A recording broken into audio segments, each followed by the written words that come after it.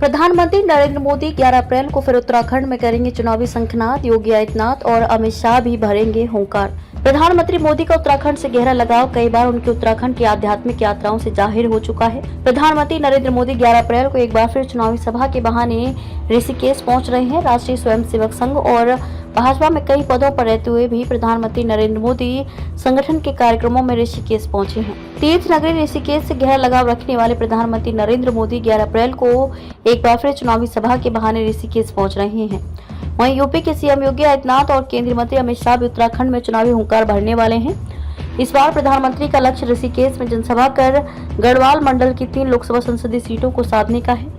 इससे पूर्व भी प्रधानमंत्री नरेंद्र मोदी वर्ष 2015 में ऋषिकेश के IDPL में सभा को संबोधित कर चुके हैं। हालांकि तब वे अपने आध्यात्मिक गुरु स्वामी दयानंद के स्वास्थ्य का हाल जानने यहां आए थे। 2 अप्रैल को रुद्रपुर में चुनावी सभा कर चुके हैं पीएम मोदी। प्रधानमंत्री मोदी का उत्तराखंड से गहरा लगाव कई बार उनकी उत्तराखंड की आध्यात्मिक यात्राओं से जाहिर हो चुका है, मगर चुनावी समर में भी प्रधानमंत्री उत्तराखंड दौरा पार्टी को संजीवनी देने का काम करता है। इस लोकसभा चुनाव में प्रधानमंत्री नरेंद्र मोदी 2 अप्रैल को रुद्रपुर में चुनावी सभा कर चुके हैं और दूसरी चुनावी सभा उनकी ऋषिकेश में है। इस चुनावी सभा का मुख्य उद्देश्य गढ़वाल मंडल की 3 लोकसभा संसदीय हरिद्वार, पौड़ी, गढ़वाल तथा टिहरी लोकसभा सीट पर मतदाताओं को साधने का है। प्रधानमंत्री की इस चुनावी रैली में 1 लाख से अधिक लोगों के पहुंचने की उम्मीद है। उसी के तहत प्रबंध किए जा रहे हैं।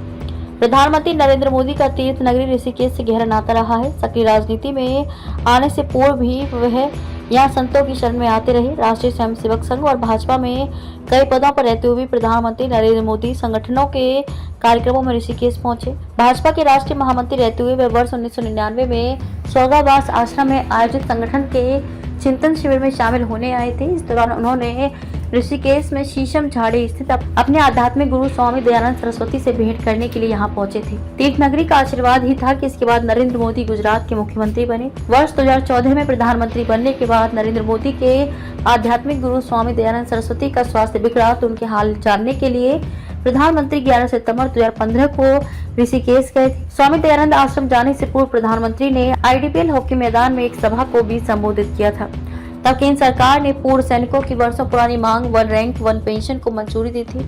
अब एक बार फिर प्रधानमंत्री की ऋषिकेश में होने जा रही चुनावी रैली का असर किस रूप में इस लोकसभा चुनाव में पड़ेगा, ये देखना भी रोचक रहेगा। स्वर्गीय इंदिरा और राजीव गांधी भी आए थे ऋषिकेश। प्रधानमंत्री नरेंद्र मोदी के अलावा 2 पूर्व प्रधानमंत्री भी चुनावी सभाओं में ऋषिकेश आ चुके हैं।